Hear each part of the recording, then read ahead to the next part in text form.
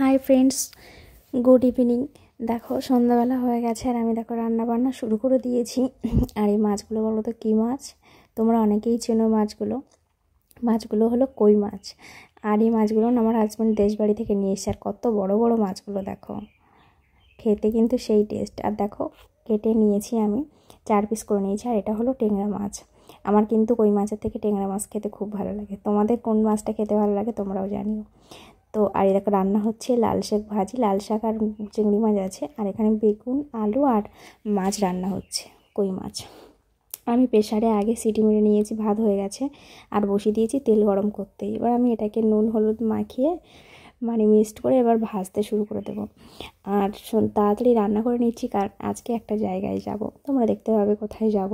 তো রান্নাবান্না আমি কিন্তু রান্নাবান্না রেডি করে তারপর যাচ্ছি। এবার এসে যদি মনে হয় যে খেয়ে নেবো, ঠিক আছে খেয়ে নেবো, আর যদি না মনে হয় তাহলে বাইরে থেকে বিরিয়ানি তৈরি করে নিয়ে নেবো, বিরিয়ানি নিয়ে চলে আসবো। আর এগুলো রান্না করে ধরছি বাড়ি আর একজন আছে তার জন্য। তো সেইভাবেই যাচ্ছি, রেডি করে আমি সকাল সকাল রান্না বসিয়ে দিয়েছি, কারণ যেখানে যাবো বলি তার আগে কিন্তু আমার রান্নাবান্না করে থুয়েই যেতে হয়, সে যেখানেই যাই না কেন। তো এখন দিয়ে দেবো মাছগুলো। তেলটা দেখতেই পাচ্ছ, কড়াই প্রচুর গরম হয়ে গেছে, ধোঁয়া হয়ে গেছে। এবার মাছগুলো দিয়ে দেবো, দিয়ে ভাজতে শুরু করবো। দেখবো ভাজার সময় একটা রিয়াকশান দেখো, মাছগুলো রিয়াকশান, কই মাছগুলো যে এত জান শক্ত হয় দেখো, তোমরা না দেখলে অবাক হয়ে যাবে। দেখবো আমি যখন তেলে নাড়াচাড়া করছি ভাজার জন্য, দেখো মাছটা কীভাবে লাফাবে দেখো শুধু তেলের ভিতর। আর ওর লাফানোর জন্য না আমার পুরো মুখে চোখে সব পুরো তেল ছিটকে, গরম তেল ছিটকে চলে এসছে মুখে, পুরো লাল লাল হয়ে গেছে সব, সাদা সাদা কী বলে জল ঠুসোর মতো হয়ে গেছে সব। এত জোরে আমি তো ভাবতে পারিনি যে ও তেলের ভিতর দিয়েছি, মাছ ভাজা যেমন সব মাছ মরে গেছে, ও কিন্তু এখানে একটা মাছই বেঁচে আছে। দেখো শুধু লাফানিটা দেখো বন্ধ হয় না ওর।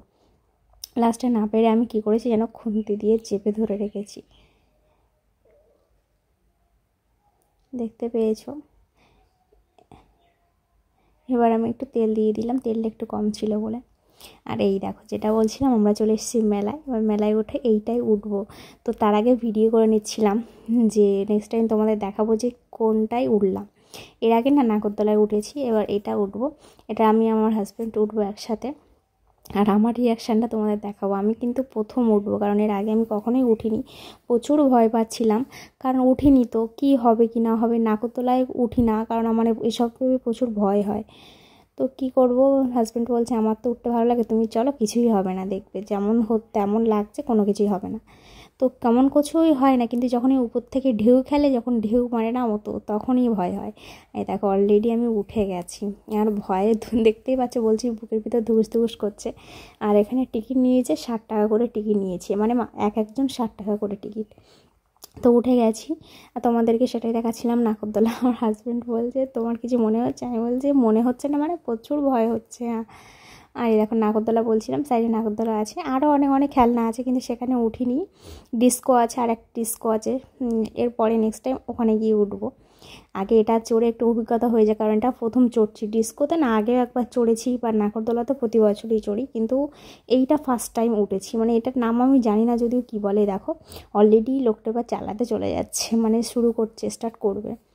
আর আমি তার আগে থেকে আমার বরের হাত ধরে বসে আছি পুরো, ভয়ে কি বলবো। আমি বলছি তুমি আমার ধরো, আমি মরে যাবো না, তো এইসব বলছিলাম।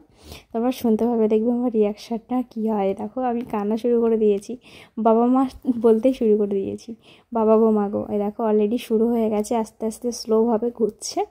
এবার যখন কী বলো তো, ততটা ভয় করে না। এমনি যদি সিম্পল যদি ঘোরানো হয় ঠিক আছে, কিন্তু যখন তোমার সেই দোল দেয়, উপর থেকে নিচ থেকে উপর এরকম করে, তখনই ভয়টা হয়, আর ধরে রাখা যায় না, অসম্ভব বিষয় যেটা। আর দেখতে পাচ্ছ আমার রিয়াকশানটা দেখো শুধু, ও বাবা ও মা গো করছি, ধরে কিন্তু বসে আছি, জাস্ট এখন শুরু হয়েছে।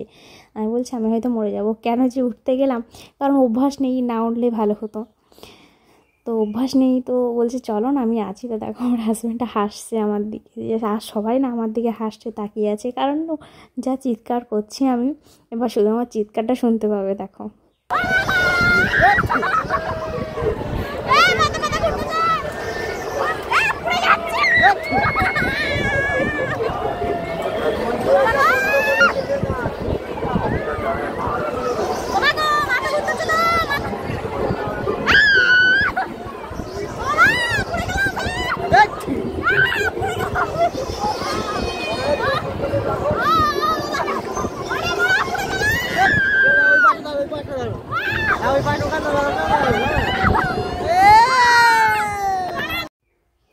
শুনতে পেয়েছো চিৎকার চিৎকার চেঁচামেচি করে আমার অবস্থা প্রচুর খারাপ। এবার ওরা নামিয়ে দেবে, কারণ অনেক সময় ঘুরিয়েছে। আর আমার প্রচুর কিন্তু মাথা ঘুরছিল, বমি পাচ্ছিল। দেখো আমি বমি করে ফেলছিলাম মনে হয়, এমন যে প্রচুর বমি পাচ্ছিল, মাথা ঘুরছিল। আমি না পারছি উঠে দাঁড়াতে, না পারছি বসতে, মানে এরকম অবস্থা। আমি বলছি আমার হাজব্যান্ড ভিডিও করেছে, আমি মানে প্রচুর ঝামেলা বলছি বন্ধ করো তো তুমি ভিডিও, আমার মাথা ফাতা প্রচুর ব্যথা করছে, তুমি ভিডিও করছো, বন্ধ করো। আর আমি বলছি তুমি এখন যাবে না, সবাই উঠে যাক, কিছু সময় বসবো তারপরে যাব। আমার হাজব্যান্ড বলছে বমি করে দেবে নাকি? আছি না না এখানে করবো না, বাইরে নিয়ে চলো। দেখো মাথাটা প্রচুর যন্ত্রণা হচ্ছে, মানে ঘুরছে যেটা বলবো। আর সেটাই জিজ্ঞাসা করছিল বারবার যে না না এখানে যেন বমি করো নাকি, তোমাকে কিন্তু পরিষ্কার করতে হবে। এই নিয়ে আমি একটু বিরক্ত হচ্ছিলাম যে চুপ করো তো, আমার নিজেরই মানে শরীরটা অসুস্থ লাগছে, তুমি বকর বকর করছো। তো এই পর্যন্ত, টাটা।